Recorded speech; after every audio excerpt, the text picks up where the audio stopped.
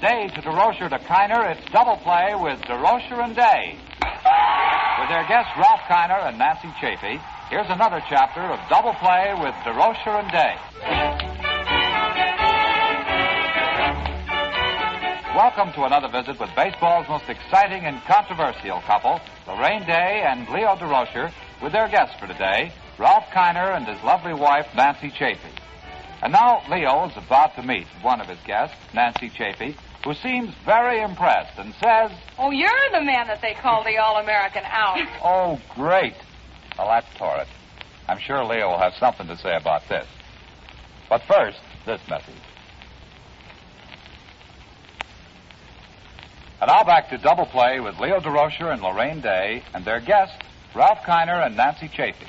Hi there, everyone. This is Laraine Day. And baseball leads into some mighty hot sessions with some of the famous personalities we'd like you to meet on our program. Guests like Casey Stengel, Ralph Kiner and Nancy Chafee, Duke Snyder, Bob Lemon, and on and on.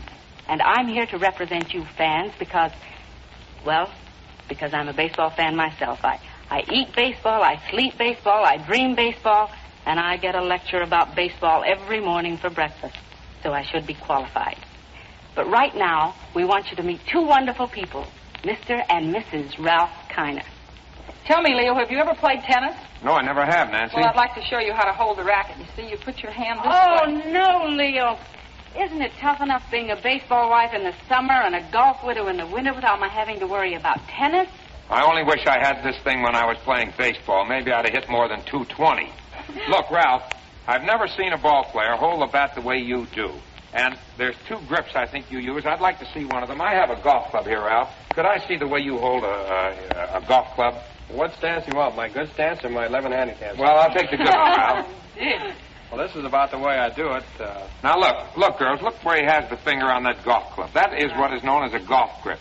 Now, let me see that bat here. I want to show you something. World's champion.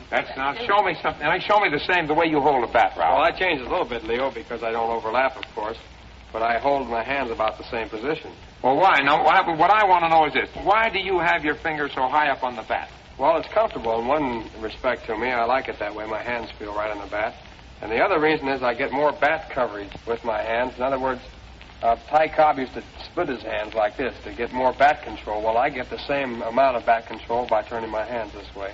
And it feels better. I wish some of my hitters had learned to use a bat like that. Well, come on, let me see your 220 grip. I want to ask you something. Was that 220? Does that mean your batting average, or is that your weight? You and your Leo wasn't such a bad hitter. Why, he hit 400 one year. Yeah, 200 left-handed and 200 right-handed. Hey, I didn't know you were a switch hitter. Come on, let's That's get out of here. Ralph. I mean, who got you hitting that? I don't think that Ralph has told you that it's no bed of roses to be the wife of a baseball player. I don't know anything about it because this is my first season. Oh, I feel so sorry for you. You just wait till Ralph gets into a hitting slump or until he strikes out with men on base. Well, I've seen him strike out before. In fact, one game in Pittsburgh, I don't remember who the Pirates were playing, but he struck out 3 times. And then the 4th time he came up, I looked at this friend of mine and I said, "Gee, if you'd only hit a pop fly." Now, that shows how much I know nothing about baseball. You thought it would make him feel better. Well, anything but to swing and miss all the time. That's terrible. Of course, he hits a lot of home runs, too. Oh, sure, that makes up for it. I know I get a little nervous every time Ralph comes to the plate at the polo So do ground. I, but differently, I think. You're protecting your husband's team. Yes, and you're rooting for yours. Yes, that's so right. Well, you know, we had a slump of losing 11 games straight in a row. Well, I want to tell you that during that slump, I became acquainted with more wrestling holes because Leo would never go out. Never goes out when we lose. So we have to sit, and the only thing he'll watch on television is wrestling. I don't know why, all of a sudden, but, I can do all these things. Really? Oh, yes. Imagine the night that I'd sit home if we never went out when the Pirates lost. Well, that's wonderful. You don't have to worry about the whole team. It's different being a player's wife because you're only concerned with that particular player. But being a manager's wife, you've got every player on your mind and everything every player does. So we stay home and watch television. Were you interested in baseball before you married Leo? Oh, no, and it was so pleasant. It was just wonderful. I went along smiling all the time. I could read the newspapers without... Come on, turning Ralph, to that let's get in here and break this up. You know how it is when baseball wives get together. What Just happens? new, Aaron. She started like that. What happens when baseball wives get together? Well, I'll tell you. Be good. Nancy, you know, a few years ago, the Chicago White Sox had a rule. The players could not bring their wives, even their automobiles. What do you Out mean, here in even their California. automobile? Well, I'd rather have my automobile, wouldn't you? Oh, Ralph! Well, You're horrible. Well, now, why, Leo? Well, they just Why? wouldn't let them do that because they didn't think that they paid enough attention to baseball. And I know I've read it in the paper that the Philadelphia Phillies are not going to allow their players to have their wives in spring training camp. Well, I asked Richie Ashburn about that, and I said, why? And he said, well, the year that they won the pennant, wives weren't allowed in spring training, and so they're just sort of superstitious. They think they'll win it this year, but... That superstition doesn't go too well, you know. Sometimes I used to wear the same suit all the time in the ballpark if I got a hit that day, but I found out that you have to swing the bat, too, you know. It this makes a suit difference. doesn't win it for you? Not a bit. You got to swing the bat. Well, you know, Rob, we were in Santo Domingo, and this was in 1947 when Leo was managing the Dodgers. That's right. And, will you tell him? Well, in 1947, we had a rule also. We were over there at Ciudad Trujillo, and Mr. Rickey, your present boss, Ralph, had made a rule that Bow you... to the south now? Oh, you bow, really bow. And he made a rule that we couldn't have any of our wives over there in spring training camp. And Pete Reeser, formerly of your ball club, had his wife come over there. Naturally, he paid all her expenses, and she lived at another hotel. But still, it caused a big, what we call in baseball, a rhubarb. And there was a lot of dissension, and finally Mr. Rickey sent Pete Reeser and his wife back to Vero Beach. Ralph, it wasn't that they didn't like baseball wives. It was because there were only so many rooms allotted to the Brooklyn Dodgers for spring training. They still had to take care of their tourists, and they just didn't have room. Well, I think that the wives are good for a ball player in spring training camp. They're settled down. They have someone to be with in the evening. They have dinner with them. They go to the picture shows. And I think they're more settled, and they just don't have to worry about riding home every night. They have their wife with them, and I think they're much more contented, and they're happier. Well, what I hear about most of the trouble caused by baseball wives is in the stands. Now, I don't know about it because I don't happen to sit with baseball wives. This is for you, dear. But, well, for instance... yes. Well, for instance, any pitcher's wife is sitting next to any infielder's wife, and maybe the infielder makes an error, and it costs the pitcher the game. Well, I understand that in the heat of the moment that possibly the pitcher's wife would turn to the infielder's wife and say, well, if only your husband could learn to pick up the ball, my husband wouldn't lose this game, and there you're in trouble. Is that right? What do you think will happen Now, to what you, happens Nancy? to the ball players? I don't know. I think I'm going to sit home and listen to it on the radio. See, now, there we go. That's how wives get into trouble. I won't say a word. I never get nervous when he What do you goes mean you to won't bed. say a word?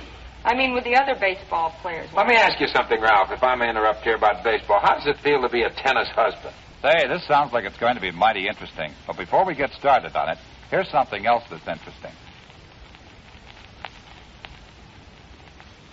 And now, what was that question again, Leo? How does it feel to be a tennis husband?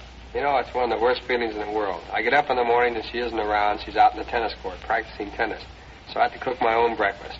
Oh, you poor And boy. you know, by the time I want to get my golf clubs out and go out and play golf, I haven't got a car, and the golf clubs are in back of the car. So this goes on all day, and I have a tough time. Well, what is this I hear, Ralph, that you may be going on a few tours with your wife, Nancy, on some tournament tennis. Is that so? Well, I don't know, Leo. That's kind of a... Well, I should do it, actually. I beat her, you know. I can beat her all the Oh, time. this just Did you irritates beat me. You don't. This is what happened. He said, I'll How'd play you make out, though? That's Be all I want. quiet. How'd you make out? It's only the final score that counts. I know, but this is different. We played, and he said, I'm going to serve every game. So he served every game and beat me 6-3. So that's the same thing as if you had played a baseball game and the same team hit every half inning or whatever you call it. I never served the ball. Do you think that you would have beaten Ralph if you had a chance to serve? He has no chance. How can you say that, honey? Do you feel that tennis interferes at all in any way with baseball? Because I've heard this argument about golf and baseball. Well, they give you these arguments. Joe Cronin, who was probably one of the greatest shortstops that ever played baseball, took up tennis to learn how to hit. And he said that the movement from hitting a tennis ball was very similar to getting your hips and everything out of the way to hit a baseball. And he says that it actually helped his hitting. So I think that any sport that you do play, it has to help you in other sports. It teaches you coordination, gives you timing, and you use it later on in anything else you do. Yes, well, what about golf? Now, I've heard you in these little off-the-record chats saying that you don't believe that ball players should play golf during the season. No, I say that ball players shouldn't play golf, dear, on the day that they're playing baseball. I say that if you have an off day and a fellow wants to go out and play golf, I think it's an altogether different game. The ball is standing still, and you have to hit it with the club. In baseball, the ball is moving, and it's an altogether different thing. But I think that the rhythm and the timing in golf and in baseball are practically the same. And I don't see where it hurts a ball player that goes out and plays a game of golf on an off day. The only thing that I don't want my players to do is to play golf like on a day when you're playing a night game. That, I think, tires them out, and I don't think it's good for them. But I do think that golf is all right, and I certainly haven't seen any ill effects as far as my club is concerned. I think that you're right when the fact that if you do play, it does wear you out before a ball game. I don't play. Well, last season I hadn't played a game from March till the season was over. I just completely quit during the season, and after the season's over, I take it up and play it all winter, and it keeps your coordination. And it gives you something to do. You're walking at least 6 or 7 miles a day. The way I play, it's about 9 miles. I wish some of the days, Ralph, I wish some of the days that you played in my club, I wish that you had played golf that day. Before you came out to the park. Before you come out to the ballpark, because many of... Oh, yes, it is, He Ralph. wants you to have a good time. One thing about being a manager, you got to put up with all that stuff. I wouldn't want to be a manager at all. That's terrible. I don't want to be a manager's wife either. But why? What's wrong with being a baseball manager's wife? Look, in the first place, you get the second guessing. That's just the most wonderful. That's the worst part of it all. You shouldn't second But guess. I don't Well, want why to. not? The papers second guess him all the time. Yeah, but he's going to have the first guess, and that's it. I mean, that second guessing stuff is... But I'd die if they I got to get out of here. You can't get a word in with these girls. I mean, they're worse than umpires. Well, I see that our time's about up, folks, and don't forget to write now. So long.